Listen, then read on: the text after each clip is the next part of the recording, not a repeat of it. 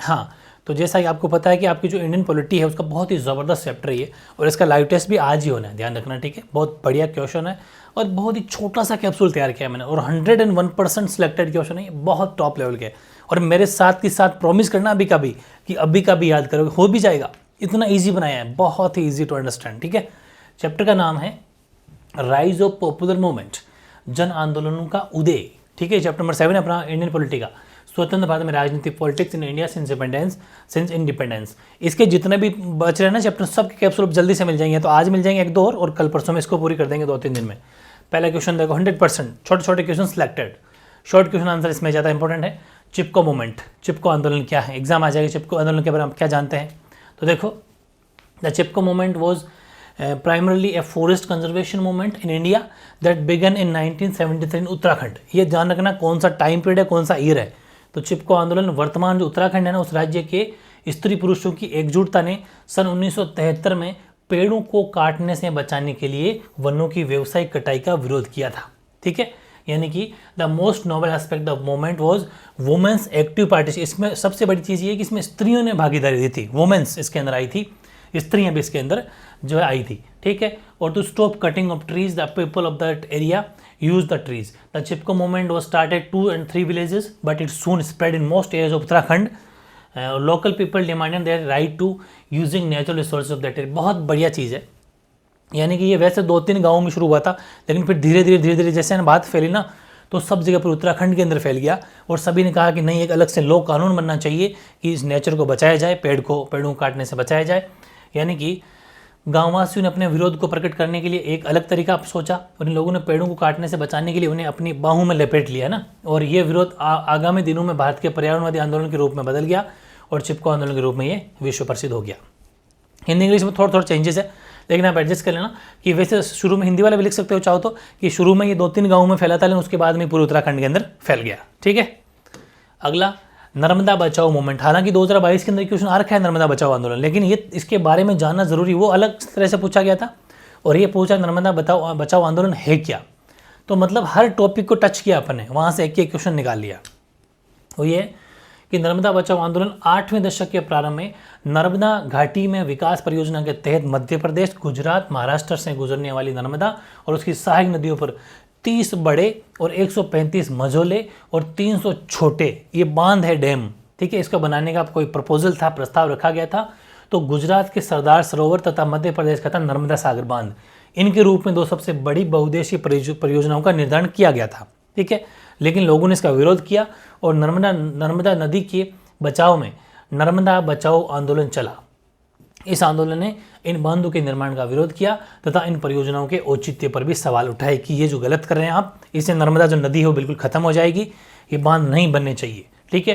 क्योंकि प्लान क्या था, प्लान ये किया था कि 30 तो बड़े, ठीक है, 135 मझोले मतलब मीडियम और 300 बिल्कुल छोटे, इतने बांध उस पर डैम बनाने थे। उसमें मेन जो डैम थे वो एमपी का नर्मदा सागर बांध और गुजरात का था सरदार सरोवर बांध, ठीक है। इनको विरोध किया गया।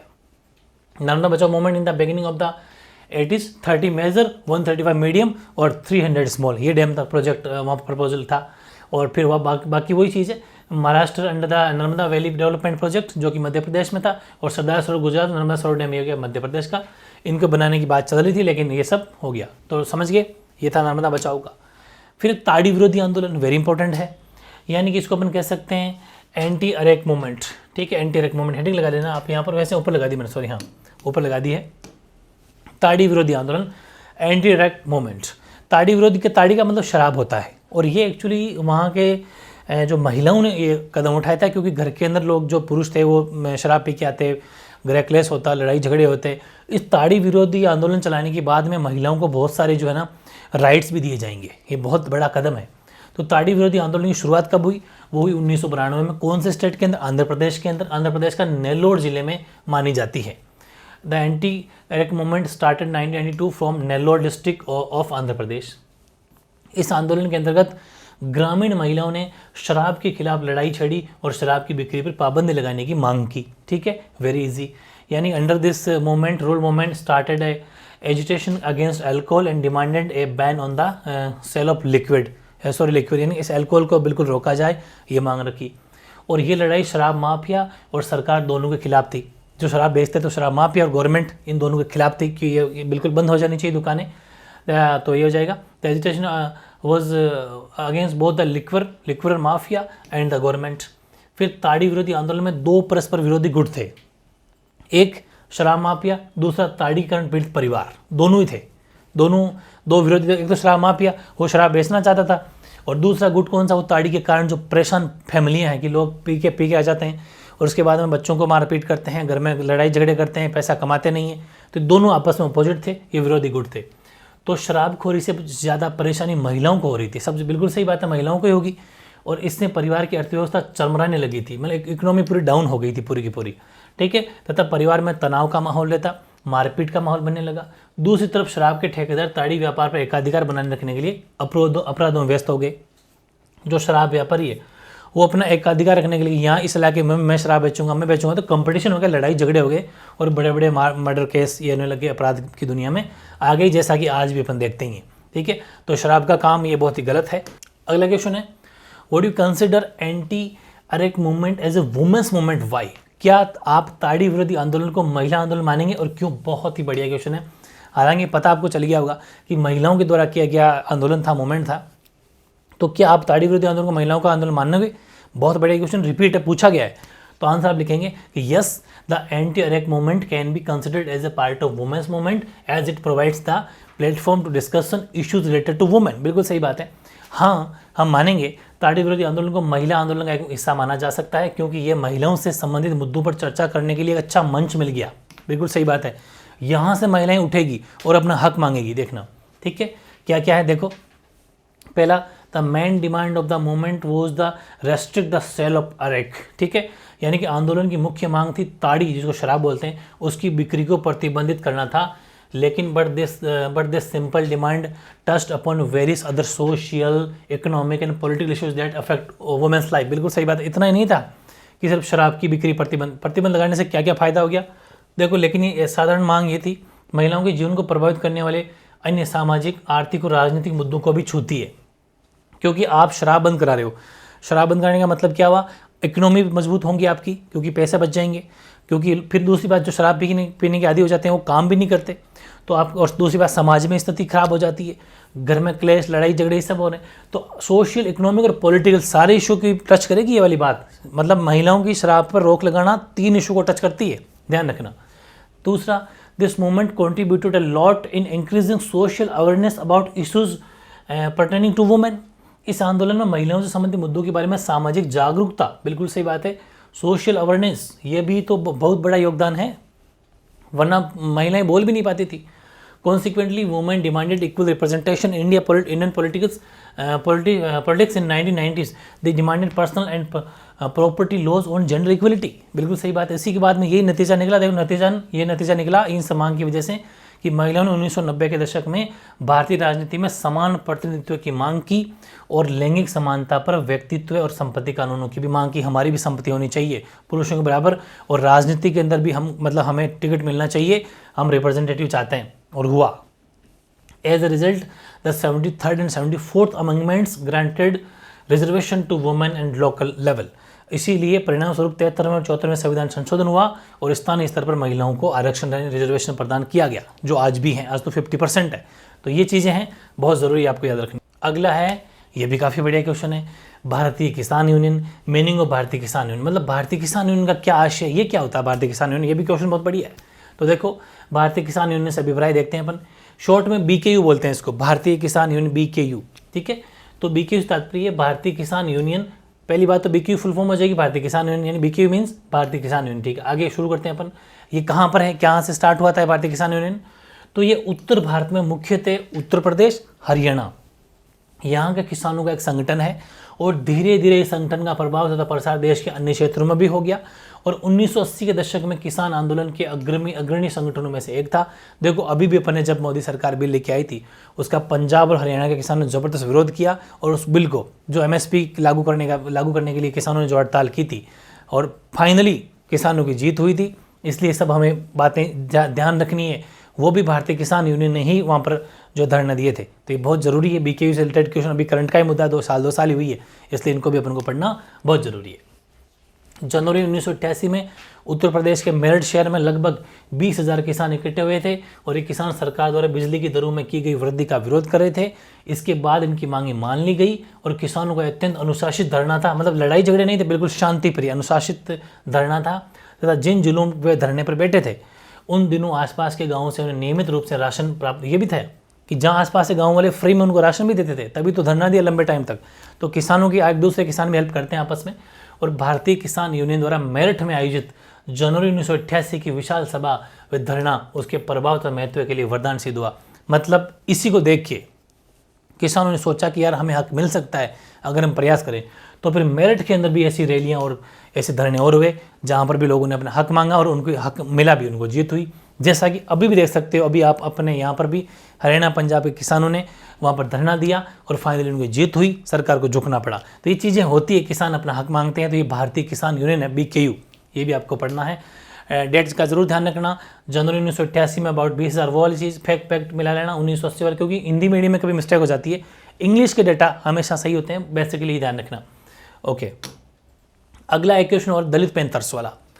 दलित पैंथर्स से भी छोटा क्वेश्चन आ सकता है, शॉर्ट। पहली बात तो दलित पैंथर्स है क्या और इसकी बेसिकली मांगे क्या है, डिमांड्स क्या है। पहली बात करते हैं हम दलित पैंथर्स की। तो दलित हित, नाम से ही पता चलता दलित, तो दलित हितों की दावेदारी के क्रम में महाराष्ट्र में सन 1972 में दलित युवाओं का एक संगठन है जिसका नाम है दलित पैंथर्स। ये बना, कब बना? 1972 में। कहाँ पर? महाराष्ट्र में। याद रह जाएगा ना? रह गया। In order to claim Dalit interest in 1972 organisation of Dalit youth form Dalit Panthers in Maharashtra. ठीक है, 1972 और महाराष्ट्र। बेसिकली दो मांगे ज़्यादा खास तौर इनकी। एक डिमांड देखो, जाति आधारित असमानता व भौतिक साधनों के मामले में दलितों के साथ हो रहे अन्याय समाप्त होने चाहिए। बिल्कुल, ये जो जाति के ऊपर भेदभाव कर रहे हो आप, ये गलत है। Effective implementation of all reservations and other such politics of social justice. दूसरा, आरक्षण के कानून, ये आगे पीछे हो गए ना हिंदी में। अच्छा, इंग्लिश वाला 2 नंबर, हिंदी का 1 नंबर है, इसका 2 नंबर, इसका 1 नंबर है। आरक्षण के कानून और सामाजिक न्याय की नीतियों का कारगर ढंग से क्रियान्वयन होना। इफेक्टिव इम्प्लीमेंटेशन ऑफ, ये तो अपना 2 नंबर हो गया।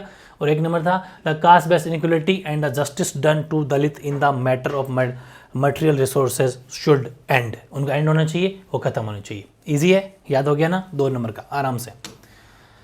एक है जिस चैप्टर का नाम है जन आंदोलन, यहाँ से भी क्वेश्चन डेफिनेटली आ सकता है। यानी कि जो मास मूवमेंट है वो क्या है? तो जो जनता अपना हक मांग के जो अपना आंदोलन करती है, मूवमेंट करती है, जन आंदोलन कहलाता है। यानी कि प्रजातांत्रिक मर्यादाओं तथा संवैधानिक नियमों के आधार पर सामाजिक शिष्टाचार से संबंधित नियमों के पालन सहित सरकारी नीतियों, कानून और प्रशासन सहित किसी मसले पर व्यक्तियों के समूह अथवा समूह के द्वारा असहमति प्रकट किया जाना जन आंदोलन कहलाता है। ठीक है, बिल्कुल सही बात है। अगर कोई सरकार ने कुछ नियम कायदे बनाए हैं और वो लोगों को पसंद नहीं है, मतलब असहमति है, तो सीधी सी बात, आप मूवमेंट करेंगे, आंदोलन करेंगे, तो वही जन आंदोलन है। ठीक है, यानी कि mass movement are conducted if social problems are left by democratic and constitutional laws, if government policies, laws and rules are against certain people or diverse section of the society. तो this leads to involvement of masses take a stand in anticipation of their exploitation. ठीक है, और these movement include, उसमें कौन कौन से आते हैं देखो। इन आंदोलनों के अंदर अपन क्या करते हैं? प्रदर्शन करते हैं, नारेबाजी करते हैं, जुलूस निकालते हैं, कई तरीकों से अभ्यावेदन करते हैं, जैसा कि क्रियाकलाप सम्मिलित हैं, ये सब कुछ एक्टिविटीज़ करते हैं लोग। ठीक है, इस प्रकार के आंदोलनों का उद्देश्य क्या होता है? सरकार का ध्यान हमारी तरफ, उन मुद्दों की तरफ दिलवाना कि आपने जो भी पॉलिसी नियम लाए वो गलत हैं, सही नहीं है, आकर्षित करना होता है, जिन्हें आंदोलनकारी समूह अपने राष्ट्र दोनों के हितों में उचित नहीं समझते हैं। इस प्रकार जन आंदोलन मतलब खुद के लिए भी सही नहीं मानते, प्लस अपने देश के लिए भी सही नहीं मानते हैं, इसलिए सरकार के खिलाफ खड़े होते हैं। ठीक है, आंदोलनों में दल समर्पित, दलीय और स्वतंत्र निर्दलीय आंदोलन प्रमुख होते हैं। इनमें सब होते हैं, कुछ तो दलीय होते हैं, कुछ बिना दल के भी होते हैं, है ना, कोई भी कर देते हैं, ये सब है। जैसे स्टूडेंट भी करते हैं कभी कभी, कुछ ऐसे एजुकेशन संबंधित सही बातें नहीं होती तो स्टूडेंट भी करते हैं, कुछ पेपर लीक हो जाते हैं तो भी स्टूडेंट करते हैं, हर तरह से कोई भी कर सकता है। This movements include demonstration, slogging, ये जो भी हड़तालें वगैरह सब करते हैं। और the main aim of these movement is attract the attention of the government, अपनी तरफ ध्यान दिलाना, और the active believe in the policy front by the government are not in favour of society and the nation. ठीक है, thus in this aspect party and non party movements are important, इसलिए सब शामिल हो जाते हैं। और आज का लास्ट क्वेश्चन वो यही है कि जो जन आंदोलन है, ये आंदोलन का मतलब जन आंदोलन ही है। ठीक है, जो मास मूवमेंट है, ठीक है ना, मास मूवमेंट की बात करें अपन, मास मूवमेंट की, कि जो ये जन आंदोलन है, ये जो जन आंदोलन, इसका भारतीय राजनीति पर क्या प्रभाव पड़ा, ठीक है। यानी कि following effect are seen on Indian politics, किसका, मास मूवमेंट का। इस जन आंदोलन कुछ राजनीति के ऊपर असर पड़ा कि नहीं पड़ा, तो देखो जन आंदोलन का इतिहास हमें लोकतांत्रिक राजनीति को बेहतर तरीके से समझने में मदद देता है, बिल्कुल सही बात है। राजनीति की अकल ठिकाने लगाता है जन आंदोलन, ठीक है ना। कभी कभी नेता ऐसे मनमर्जी से कुछ कर लेते हैं अपने स्वार्थ के साथ खातिर, लेकिन जनता उनके होश में ला देती है, ठीक है। पहली बात तो ये, the history of mass movement help us to get a deeper understanding of democratic politics, ठीक है। सेकंड है, अच्छा अभी कंटिन्यू है, non party movement rectify the faults of party politics, बिल्कुल सही बात है। जो गैर दलीय आंदोलन होते हैं, गैर दलीय आंदोलन दलीय राजनीति की कमियों को दूर करते हैं, बिल्कुल सही बात है, बिल्कुल जो भी कमी है राजनीति उसको दूर करते हैं।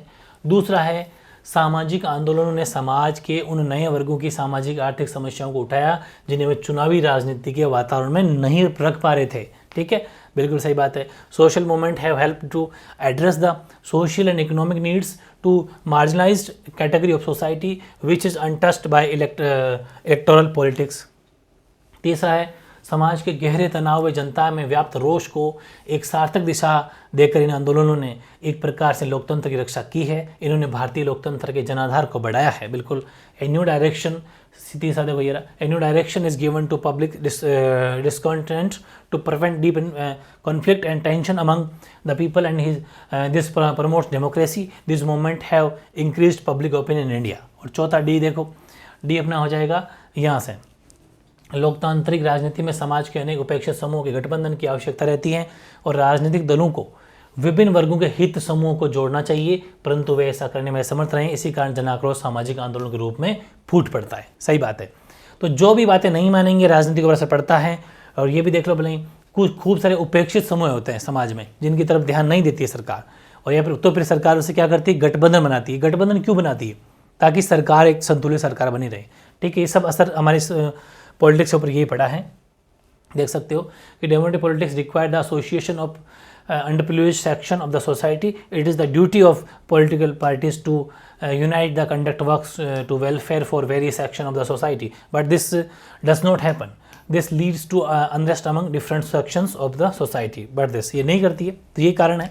तो ये थे अपने छोटा सा कैप्सूल, वेरी इंपॉर्टेंट है। जन आंदोलन वाला क्वेश्चन भी सही है, चिपको मूवमेंट वाला क्वेश्चन वेरी इंपॉर्टेंट है, ताड़ी वाला जो अपन ने पढ़ा था वो भी वेरी इंपॉर्टेंट है, और ये इन पर क्या गवर्नमेंट पे सारी बातें, जितने भी 4 5 6 7 क्वेश्चन है, ज़्यादा बड़े नहीं है, आराम से इसको देख जाना। सिलेक्टेड क्वेश्चन है, यहाँ से डेफिनेटली क्वेश्चन एग्जाम आएगा। दलित पैंथर्स वाला भी ठीक क्वेश्चन है, और इसके बाद में एक लाइव टेस्ट अच्छे से दे रहा हूँ, वहाँ पर छोटे बड़े सारे क्वेश्चन मैंने मिक्स कर दिए हैं, तो वहाँ से भी शॉर्ट क्वेश्चन तैयार हो जाएगा आपका। जैसा कि मैं आपको हमेशा कहता हूँ कि लाइव टेस्ट में सिर्फ MCQs ही तैयार नहीं होते, उसमें आपके वन लाइनर तैयार नहीं होते, उसमें ट्रू फॉल्स नहीं होते, उसमें शॉर्ट क्वेश्चन आंसर भी तैयार होते हैं, ठीक है, उनके साथ में। तो उनमें ज़रूर फोकस रखना है। और जो इंडियन पॉलिटी जो हमारी रही है बच्ची, उसको जल्द ही कंप्लीट कर देंगे। पहले कैप्सूल कंप्लीट करेंगे, उसके बाद में कुछ और प्लानिंग अपन करने वाले, ठीक है।